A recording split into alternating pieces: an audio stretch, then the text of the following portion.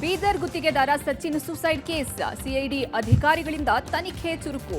ಬೀದರ್ನಲ್ಲಿ ಬೀಡು ಬಿಟ್ಟಿರುವ ಸಿಐಡಿ ಟೀಮ್. ಎಲ್ಲವನ್ನ ನೋಡ್ತಾ ಹೋಗೋಣ ಕರ್ನಾಟಕ ಟಾಪ್ 20ಯಲ್ಲಿ. ಗುತ್ತಿಗೆದಾರ ಸಚಿನ್ ಪಾಂಚಾಳ ಆತ್ಮಹತ್ಯೆ ಪ್ರಕರಣಕ್ಕೆ ಸಂಬಂಧಪಟ್ಟಂತೆ ಸಿಐಡಿ ಅಧಿಕಾರಿಗಳ ತನಿಖೆ ಮುಂದುವರೆದಿದೆ.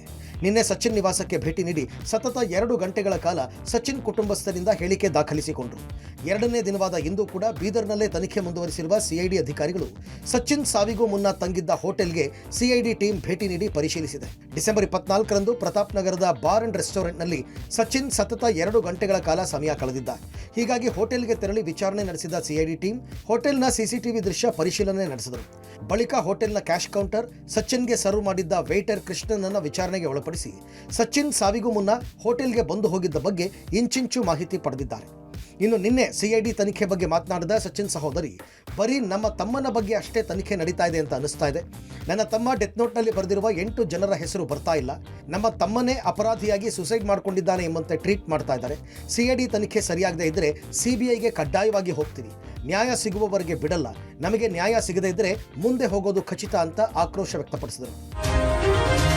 ಬಜೆಟ್ ಬಳಿಕ ಸಿಎಂ ಸಿದ್ದರಾಮಯ್ಯ ರಾಜೀನಾಮೆ ನೀಡುತ್ತಾರೆ ಅಂತ ವಿಜಯೇಂದ್ರ ಮತ್ತೆ ಭವಿಷ್ಯ ನುಡಿದಿದ್ದಾರೆ.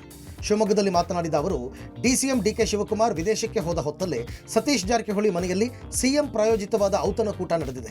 ಒಳಗೆ ಏನೇನು ಚರ್ಚೆ ನಡೆದಿದೆ ಗೊತ್ತಿದೆ. ಸಿದ್ದರಾಮಯ್ಯ ಹುದ್ದೆ ಬಿಟ್ಟುಕೊಡೋದಕ್ಕೆ ಸಿದ್ಧರಿಲ್ಲ. ಹೀಗಾಗಿ ಕಾಂಗ್ರೆಸ್ನಲ್ಲಿ ಡಿಕೆಶಿ ವರ್ಸಸ್ ಸಿದ್ದರಾಮಯ್ಯ ಯುದ್ಧ ಆರಂಭವಾಗಿದೆ ಅಂತ ಟೀಕೆ ಮಾಡಿದ್ದಾರೆ. ಇನ್ನು ರಾಜ್ಯದಲ್ಲಿ ಕಾಂಗ್ರೆಸ್ ಅಧಿಕಾರಕ್ಕೆ ಬಂದು 2 ವರ್ಷ ತುಂಬುತ್ತಾ ಇದೆ. ಈ 2 ವರ್ಷದಲ್ಲಿ ಅಭಿವೃದ್ಧಿ ಶೂನ್ಯವಾಗಿದೆ. ಸಿದ್ದರಾಮಯ್ಯ ಸಿಎಂ ಆದ ನಂತರ ಸರಣಿ ಆತ್ಮಹತ್ಯೆ ನಡೀತಾ ಇದೆ. ಸಿದ್ದರಾಮಯ್ಯ ಆತ್ಮಹತ್ಯೆ ಭಾಗ್ಯ ಕರುಣಿಸಿದ್ದಾರೆ ಅಂತ ಟೀಕೆ ಮಾಡಿದ್ದಾರೆ. ಸಿದ್ದರಾಮಯ್ಯನವರು ಬಜೆಟ್ ನಂತರದಲ್ಲಿ ತಮ್ಮ ಮುಖ್ಯಮಂತ್ರಿ ಸ್ಥಾನಕ್ಕೆ ರಾಜೀನಾಮೆ ಕೊಡಬೇಕಾಗ್ತದೆ ಅನ್ನುವ ವಿಚಾರವನ್ನ ಇಟ್ಕೊಂಡು ಒಂದು ರಾಜಕೀಯ ದಾಳವನ್ನ ಉರುಳಿಸೋದಕ್ಕೆ ನಿನ್ನೆ ಮುನ್ನುಡಿ ಬರೆದಿದ್ದಾರೆ ಸಿದ್ದರಾಮಯ್ಯನವರು ಅನ್ನೋದು ಸ್ಪಷ್ಟ. ಮೈಸೂರಿನ ಕೆಆರ್ಎಸ್ ರಸ್ತೆಗೆ ಮುಖ್ಯಮಂತ್ರಿ ಸಿದ್ದರಾಮಯ್ಯ ಹೆಸರು ಇಡೋ ವಿಚಾರಕ್ಕೆ ಕೇಂದ್ರ ಸಚಿವ ಕುಮಾರಸ್ವಾಮಿ ವ್ಯಂಗ್ಯವಾಡಿದ್ದಾರೆ. ಮಹಾರಾಜರ ಮನೆತನಕ್ಕೆ ಸರ್ಕಾರ ಯಾಕೆ ಅಪಮಾನ ಮಾಡ್ತಾ ಇದೆ? ಈ ವಿಚಾರದಲ್ಲಿ ಸಿಎಂ ಜಾಣ ಮೌನದಲ್ಲಿದ್ದಾರೆ. ತಮ್ಮ ಬೆಂಬಲಿಗರನ್ನ ಛೋಬಿಟ್ಟು ರಸ್ತೆಗೆ ತಮ್ಮ ಹೆಸರನ್ನ ಇಡಿಸ್ಕೊಳ್ತಾ ಇದ್ದಾರೆ ಅಂತ ಕುಮಾರಸ್ವಾಮಿ ಟೀಕಿಸಿದ್ದಾರೆ. ಸಿದ್ದರಾಮಯ್ಯ ಹೆಸರನ್ನ ದೇವನೂರು ಬಡಾವಣೆಯ ಕೆಸರೆ ಗ್ರಾಮಕ್ಕೆ ಇಡ್ಲಿ. ಇಡೀ ಕರ್ನಾಟಕಕ್ಕೆ ಸಿದ್ದರಾಮಯ್ಯ ಅವರು ಬಹಳ ದೊಡ್ಡ ಕೊಡುಗೆಯನ್ನು ಕೊಟ್ಟಿದ್ದಾರೆ ಅಂತ ಕಾಲೆಳೆದಿದ್ದಾರೆ. ಇನ್ನು ಜಿಟಿ ದೇವೇಗೌಡರ ಜೊತೆ ನನ್ನ ಬಾಂಧವ್ಯ ಚೆನ್ನಾಗಿದೆ. ನೇರವಾಗಿ ಜಿಟಿಡಿ ಹೇಳಿದಾಕ್ಷಣ ಅವರ ಜೊತೆಗಿನ ಸಂಬಂಧ ಹದಗೆಟ್ಟಿದೆ ಅಂತ ಅರ್ಥವಲ್ಲ ಅಂತ ಕುಮಾರಸ್ವಾಮಿ ಹೇಳಿದ್ದಾರೆ. ಇನ್ನು ಆಂತರಿಕ ಚುನಾವಣೆ ಮೂಲಕ ಜೆಡಿಎಸ್ನ ನೂತನ ರಾಜ್ಯಾಧ್ಯಕ್ಷರನ್ನು ಆಯ್ಕೆ ಮಾಡೋದಾಗಿ ಕುಮಾರಸ್ವಾಮಿ ಹೇಳಿದ್ದಾರೆ. ಇಷ್ಟೆಲ್ಲ ಯಾತಕ್ಕೆ ನಮ್ಮ ಮುಖ್ಯಮಂತ್ರಿಗಳು ಇನ್ನು ಜಾಣ ಮೌನದಲ್ಲಿದ್ದಾರೆ? ಮುಖ್ಯಮಂತ್ರಿಗಳಿಗೂ ಸಹ ಆ ರಸ್ತೆಗೆ ಅವ್ರ ಹೆಸರು ಹಿಡ್ಕೋಬೇಕು ಅಂತ ಏನಾದರೂ ಬಹಳ ಮನಸ್ಸಿನಲ್ಲಿ ಸಂಕಲ್ಪ ತೊಟ್ಟಿದ್ದಾರೆ. ಆ ಮೈಸೂರು ಅರಸರು ಆ ಕುಟುಂಬ ಸಲ್ಲಿಸಿರ್ತಕ್ಕಂಥ ಸೇವೆಗೂ ಅಪಚಾರ ಮಾಡ್ತಕ್ಕಂಥದ್ರ ವಾತಾವರಣ ನಿರ್ಮಾಣ ಮಾಡಿ ಏನು ಸಾಧನೆ ಮಾಡೋದಕ್ಕೆ ಈ ಒಂದು ಸರ್ಕಾರದ ಮುಖ್ಯಮಂತ್ರಿಗಳ ಬೆಂಬಲಿಗರು ಹೊರಟಿದ್ದಾರೆ ನನಗಂತೂ ಗೊತ್ತಿಲ್ಲಪ್ಪ. ಆ ಕೆಸರೆ ಗ್ರಾಮದ ರಸ್ತೆ ಇದೆಯಲ್ಲ, ಆ ರೋಡ್ಗೆ ಸಿದ್ದರಾಮಯ್ಯ ಅಂತ ಹೆಸರಿಟ್ಕೊಂಡ್ರೆ ಮುಗಿದೋಯ್ತಪ್ಪ. ಸಿಂಪಲ್ ಆಗಿ ಸಾರ್ವಾಗಲ್ವೇ ಇದು?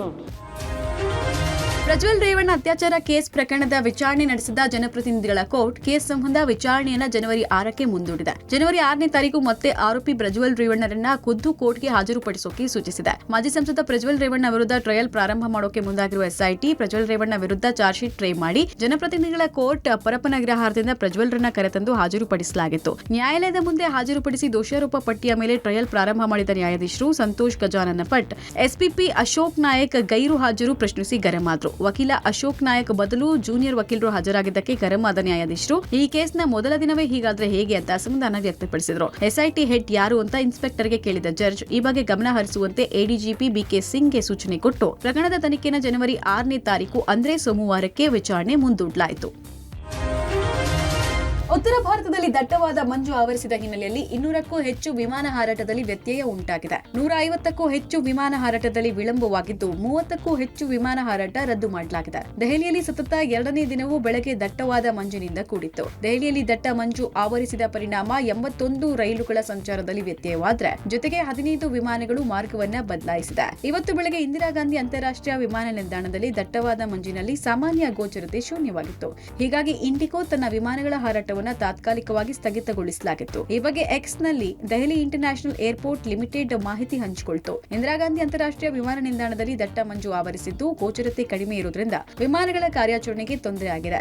ಪ್ರಯಾಣಿಕರಿಗೆ ಉಂಟಾದ ಅನಾನುಕೂಲತೆಗಾಗಿ ವಿಷಾದಿಸುತ್ತೇವೆ. ಬದಲಾದ ವಿಮಾನಗಳ ಹಾರಾಟದ ಸಮಯವನ್ನ ವಿಮಾನ ಸಂಸ್ಥೆಗಳನ್ನು ಸಂಪರ್ಕಿಸಿ ಮಾಹಿತಿ ಪಡೆಯಿರಿ ಅಂತ ಪೋಸ್ಟ್ ಮಾಡಲಾಗಿತ್ತು. ಕಣಿವೆ ರಾಜ್ಯ ಕಾಶ್ಮೀರದಲ್ಲೂ ದಟ್ಟವಾದ ಮಂಜು ಶ್ರೀನಗರ ವಿಮಾನ ನಿಲ್ದಾಣದಲ್ಲಿ ವಿಮಾನ ಕಾರ್ಯಾಚರಣೆಗೆ ಅಡ್ಡಿಯಾಗಿದೆ. ಕಾಶ್ಮೀರ ಕಣಿವೆಯ ಕೆಲವು ಭಾಗಗಳನ್ನು ಆವರಿಸಿರುವ ದಟ್ಟವಾದ ಮಂಜಿನಿಂದಾಗಿ ಶ್ರೀನಗರ ವಿಮಾನ ನಿಲ್ದಾಣದಲ್ಲಿ ವಿಮಾನ ಕಾರ್ಯಾಚರಣೆಗೆ ತೊಂದರೆಯಾಗಿದೆ ಅಂತ ಅಧಿಕಾರಿಗಳು ತಿಳಿಸಿದ್ದಾರೆ. ಸಿಲಿಕಾನ್ ಸಿಟಿ ಬೆಂಗಳೂರಿನಲ್ಲೂ ಇಂಥದ್ದೇ ವಾತಾವರಣ ನಿರ್ಮಾಣ ಆಗಿದೆ. ಐಟಿ ಸಿಟಿಯಲ್ಲೂ ದಟ್ಟ ಮಂಜು ಆವರಿಸಿತ್ತು.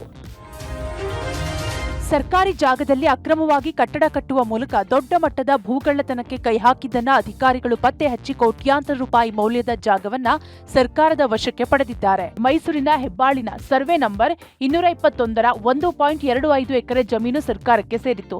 ಅಂದಾಜು 10 ಕೋಟಿಗೂ ಹೆಚ್ಚು ಬೆಲೆ ಬಾಳುವ ಈ ಜಾಗವನ್ನು ಲಪಟಾಯಿಸಿದ ಭೂಗಳ್ಳರು ರಾತ್ರೋರಾತ್ರಿ 4 ಮಳಿಗೆ ಕಟ್ಟಲು ಆರಂಭಿಸಿದ್ರು. ಜಾಗದ ಆರ್ಟಿಸಿಯಲ್ಲಿ ಸರ್ಕಾರ ಎಂದು ನಮೂದಾಗಿದೆ. ಸರ್ಕಾರಿ ಆಸ್ತಿ ಎಂದು ಗೊತ್ತಿದ್ರೂ ರಾತ್ರೋರಾತ್ರಿ ಅಂಗಡಿ ಮಳಿಗೆಗಳನ್ನು ಕಟ್ಟಿ ಮಾರಲು ಯತ್ನಿಸಲಾಗಿತ್ತು. ಮೈಸೂರು ತಹಶೀಲ್ದಾರ್ ಮಹೇಶ್ ಕುಮಾರ್ ಇದನ್ನ ಪತ್ತೆ ಹಚ್ಚಿ ವಿಜಯನಗರ ಠಾಣೆಗೆ ಪತ್ರ ಬರೆದು ನಿರ್ಮಾಣ ಕಾರ್ಯ ಸ್ಥಗಿತಗೊಳಿಸುವಂತೆ ಮನವಿ ಮಾಡಿದ್ರು.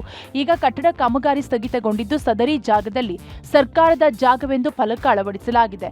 ಶೀಘ್ರದಲ್ಲೇ ಅಕ್ರಮ ಕಟ್ಟಡವನ್ನು ಸಹ ತೆರವುಗೊಳಿಸಲು ತಹಶೀಲ್ದಾರ್ ಮುಂದಾಗಿದ್ದಾರೆ. ಕೇಕ್ ತಿಂದು 30ಕ್ಕೂ ಹೆಚ್ಚು ಮಕ್ಕಳು ಅಸ್ವಸ್ಥವಾದ ಘಟನೆ ಮೈಸೂರು ಜಿಲ್ಲೆಯ ಹುಣಸೂರಿನ ಬೋಳನಹಳ್ಳಿಯ ಶ್ರೀ ಮಂಜುನಾಥ ವಿದ್ಯಾಸಂಸ್ಥೆಯಲ್ಲಿ ನಡೆದಿದೆ.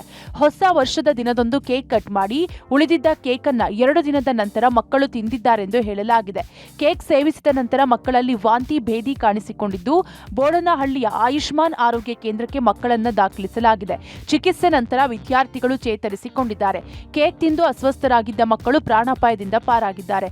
ಆಸ್ಪತ್ರೆಗೆ ಭೇಟಿ ನೀಡಿ ಮಕ್ಕಳ ಆರೋಗ್ಯ ಬಗ್ಗೆ ಮಾಹಿತಿ ಪಡೆದ ಕ್ಷೇತ್ರ ಶಿಕ್ಷಣಾಧಿಕಾರಿ ಮಹದೇವ್ ನಿರ್ಲಕ್ಷ್ಯತೆ ವಹಿಸಿದ ಶಾಲಾ ಮುಖ್ಯೋಪಾಧ್ಯಾಯ ಅಶ್ವತ್ರಿಗೆ ಕ್ಲಾಸ್ ತೆಗೆದುಕೊಂಡಿದ್ದಾರೆ.